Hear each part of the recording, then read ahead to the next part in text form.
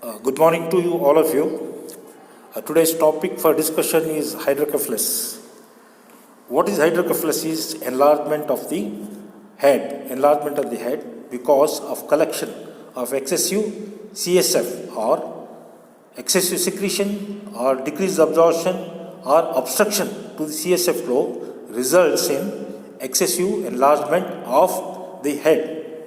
Normally at birth the head circumference is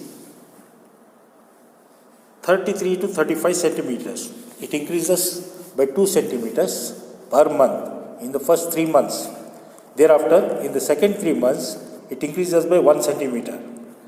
During the next 6 months, it increases by 1 centimeter per 0.5 centimeter per month till 12 months of age. Now, this increase in size of head is for physiological purpose to see that at no given time the head circumference increases from the top margin. Otherwise, the head circumference is supposed to increase by 10 centimeters at the age of 1 year. Having said that, how does this head circumference increase? Normally, a child's skull is made out of 4 bones, 2 frontal bones and 2 parietal bones. They are separated by sutures. There is one coronal suture and one sagittal suture. In adults, these all sutures fuse by the age of 8 years. In children, they fuse by 8 years and bony fusion takes place by 12 years. Now, because the child's brain is growing, 80% of the brain growth takes place in the first 2 years of life. Now, to make place for the brain to grow, these all 4 bones are kept separate and they are separated by the sutures. As the brain achieves its optimal or maximum growth, the suture starts closing. Initially, there will be fibrosis will be there, then it's followed by bony adhesions. Now, this is the normal physiology of the skull. However, if there is some pathology inside the brain, or like hydrocephalus or something is developing, this sutures joining will not take place. The head keeps on enlarging. So that results in hydrocephalus or enlarged head. So this is the basis of head enlargement in hydrocephalus. But for this we have to understand what is the normal physiology of the CSF circulation. CSF is normally secreted by choroid plexus in the lateral ventricles. Thereafter, it goes to the third ventricle through the foramen of Monro. From third ventricle, it goes to fourth ventricle through aqueduct of Sylvius. Okay. So then, in the fourth ventricle, there is cisterna magna. In fourth ventricle, there is cisterna magna, which communicates to the subarachnoid space through 3 apertures, 1 median and 2 lateral apertures. And once the CSF gets inside the subarachnoid space, it spreads all over the brain surface and it is absorbed from arachnoid villi, which are present on the surface of the hemispheres. From there, the absorbed CSF goes into the venous system and it is taken to the superior vena cava. So now, having understood the importance of sutures, importance of the skull bones, and the physiology of circulation of CSF, we will come to know why a normal child should have increase in 10 centimeters over 1 year suddenly starts developing enlargement of head. So, when do you call microcephaly and macrocephaly? Microcephaly is for a given age. The head circumference, if it is less than 3 standard deviations, is called as microcephaly. At the same time, if the head circumference is more than 97 percentile, it is called as macrocephaly. So today's our topic is basically on the enlargement of the head. That's why macrocephaly. So what are the causes? So there are 2 types of causes are there. Now, having understood the CSF circulation, we have to put the causes in the correct perspective. In that, we have to know whether the secretion is more or there is obstruction in the pathways. Or it may secretion is normal, there is no obstruction, but still there is increased CSF collection in the ventricular system. That means the absorption at the arachnoid villi is defective. So we have known three causes. One is increased secretion, second is obstruction, third is decreased absorption. Now we will divide on these three pathophysiological mechanisms. The causes can be into two types. One is communicating type of hydrocephalus, other one is non-communicative. Non-communicative means that the CSF which is in the ventricular system does not enter the subarachnoid space. That is called obstructive. The commonest causes of these are commonest cause. It may be congenital or it may be acquired. The obstructive causes are, the commonest is the narrowing of or the atresia of the sylvian aqueduct. Second causes is, it may be certain conditions are there where are associated with obstruction to the fourth ventricle, namely Arnold-Chiari syndrome, wherein the cerebellum descends down and obstructs the fourth ventricle. So like that, the causes may be obstruction at the aqueduct of Sylvius or it may be at the fourth ventricle. Now, there may be another type which is called as non-communicative. Communicative, the first two or three causes which I told are non-communicative, wherein it results in excessive collection of CSF in the ventricular system, especially in the lateral ventricles, third ventricle and fourth ventricle. Now we will come to communicative type. This may be because there is no enlargement, significant enlargement. See, in obstructive, there is significant enlargement of the lateral ventricles. This results in seepage of the CSF into the periventricular white matter. This results in gliosis and this results in white matter destruction, and lateral they will all result in decrease in mantle of the cerebrum. Now in communicative type, what happens is, the choroid plexus is secreting normal, the CSF flow is normal, but there is decreased absorption at the arachnoid villi. It may result in because of TB meningitis, bacterial meningitis, like that, because the absorption is decreased because of the exudates. They sit on the surface of the arachnoid villi.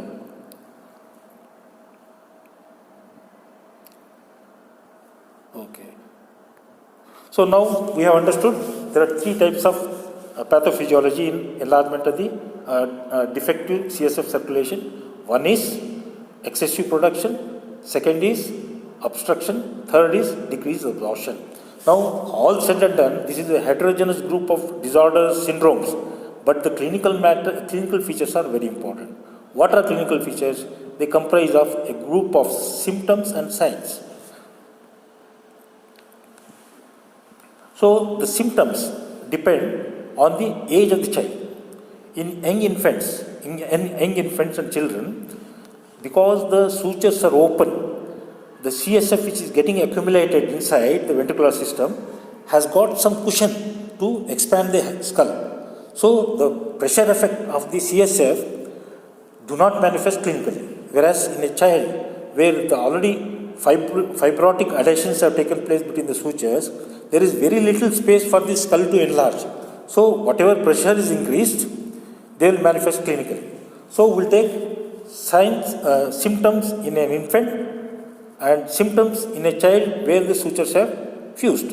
So coming to the young infant and children, because there is some space left for them, their initial starting is, as in the CSF gets accumulated, they will have headache, lethargy, vomiting, drowsiness. It's a gradual process.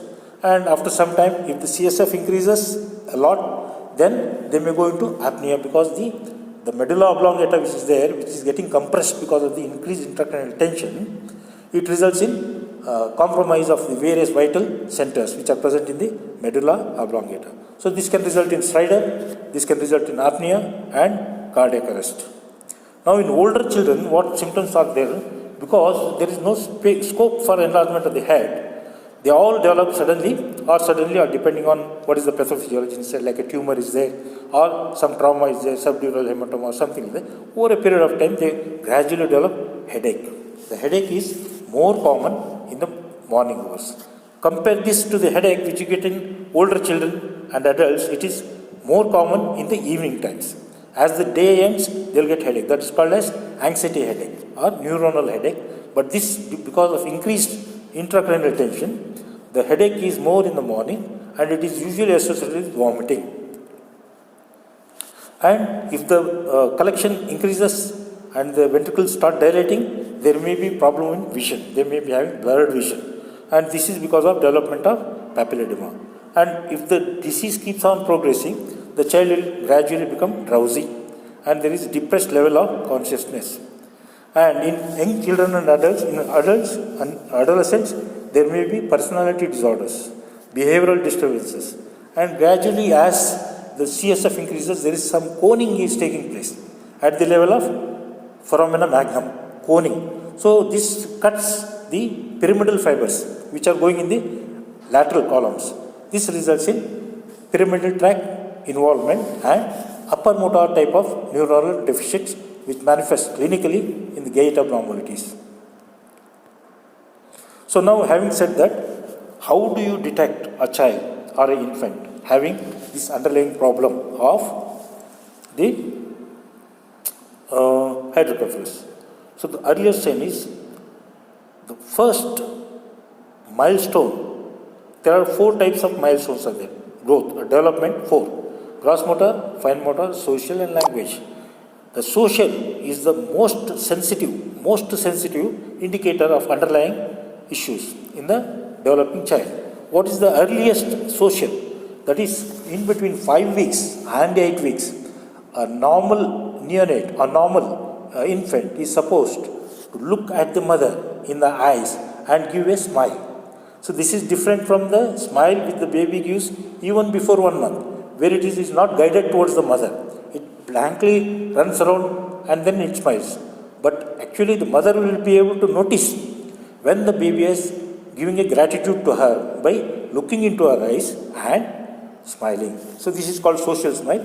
The normal starts social smile by 5 weeks, but the maximum is 8 weeks. If an infant has not achieved social smile by 8 weeks, then it is supposed to be integration of brain and the environment is disrupted. So earliest sign is a child is not able to give social smile. Second is it may have some feeding difficulties.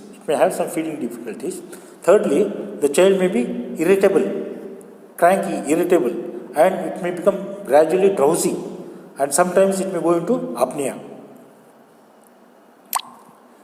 So these are the clinical features in infants and children. And now we go to the, we will not go into the details of various disorders.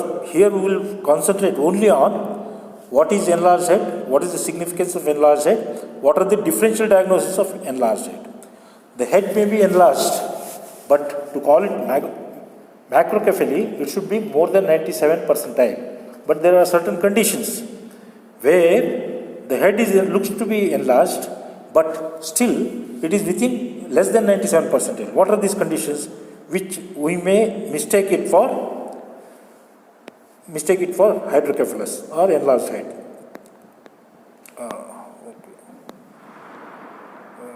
Okay. So the commonest is, if you find a preterm baby, the head looks to be larger than the normal. But if you measure the head circumference, it is within normal level, but at the higher level.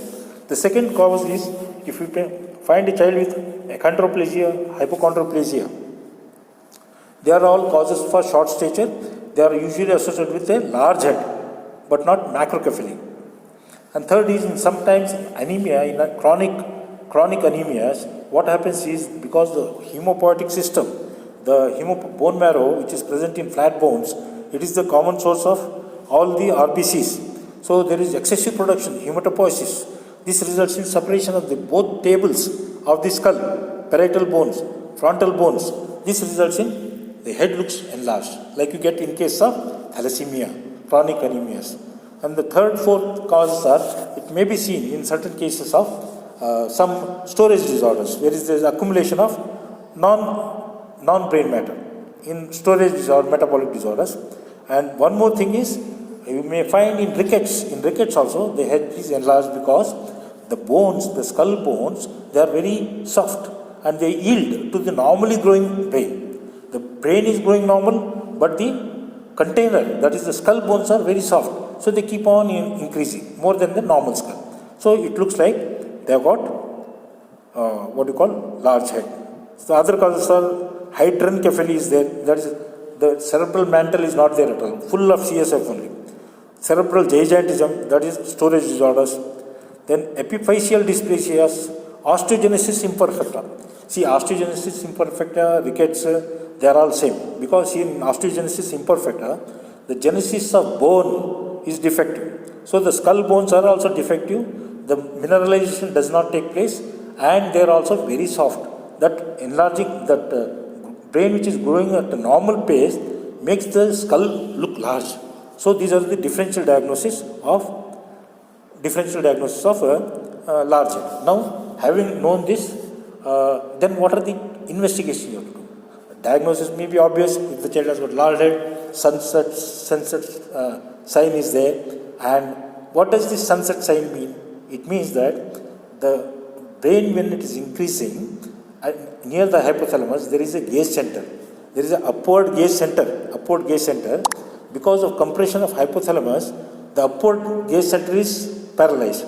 So in the opposite, the downward gaze pulls the eyeballs downwards. So when you see a child with a large head and sunset sign, then it means that there is increased intracranial tension. The second is you can take an X-ray of the skull. In the X-ray of the skull, you may find features of rickets. But if the child does not have rickets, it is only obstructive, you may not find anything except the little white separation of the sutural lines. And in older children, where the sutures have already fused, then because of constant and persistent increase in intracranial tension, the inner table of the skull gives an appearance of silver beaten appearance. So silver beaten appearance is present in only increased intracranial tension in older children. Then we go to the next modality, which is very, very important. That is, you can either do a CT scan or a MRI, which will show the enlargement of all the ventricles. Two lateral ventricles, the third ventricle, the fourth ventricle, they are all enlarged.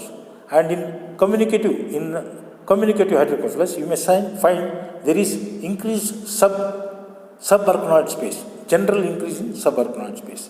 So having done this, we have done clinical examination, we have done X-ray of the skull, taken MRI, CT scan, come to a diagnosis, what is the issue like. And we can also diagnose certain conditions like Arnold-Chiari syndrome. Having done different modalities of treatment is there. If you want to treat medically hydrocephalus because of some problem in CSF circulation, please don't mistake the increase in, there may be the brain dysfunction may be because of two causes. One is cerebral edema and enlargement of the ventricles. Both have got different etiopathogenesis, so don't mistake cerebral edema for enlarged ventricular space. Here we are discussing enlarged ventricular space causing dysfunction of the brain because of excessive or secretion, obstruction or absorption of CSF. So the treatment is medical. If there is choroid plexus hyperplasia resulting in excessive secretion of CSF, then you have to give acetazolamide 50 mg per kg per day in 2 divided doses. This is the medical treatment. Now coming to, if it is not medical treatment is not possible, you can intervene surgically. What you can do is most simplest is you make an incision in the skull, put a burr hole and approach the lateral ventricle, connect it and leave it outside, leave it outside and keep constantly draining, awaiting surgical interventions. So what are the surgical interventions? The exercise is called as a bypass, something like bypass. You are bypassing the whole ventricular system, CSF circulation. Starting from lateral ventricles, you put a shunt and then bring it down. The commonest is put it into the peritoneal cavity. Second is you can put it into right atrium. Third is you can put shunt in the thecal space and put back into peritoneal. So these are the 2 to 3 methods of putting shunts wherein we are draining the CSF which is accumulated because of obstruction or decreased absorption, excessive secretion, it can be put into peritoneal cavity.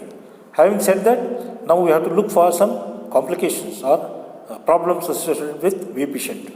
What may happen is, over a period of time, because the brain is growing and the peritoneal cavity is growing, the shunt which is there in the ventricles will gradually migrate and come into the peritoneum. And this shunt, because of various coiling of intestines or other things, can also cause intestinal obstruction, peritonitis, and especially in